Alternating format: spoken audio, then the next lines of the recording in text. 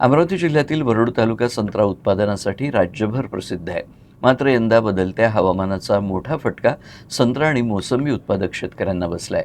मृगबहारातील फळांची मोठ्या प्रमाणावर गळती होत असल्यानं उत्पादन घटण्याची भीती निर्माण झाली असून शेतकऱ्यांनी शासनाकडे तातडीच्या आर्थिक मदतीची मागणी केली आहे. अमरावती जिल्ह्यातील वरुड तालुका राज्यातील सर्वाधिक संत्रा उत्पादक तालुका म्हणून ओळखला जातो. मात्र यंदा हवामानातील सातत्यपूर्ण बदलांमुळे संत्रा आणि मोसंबी उत्पादक शेतकरी मोठ्या आर्थिक अडचणीत सापडले आहेत.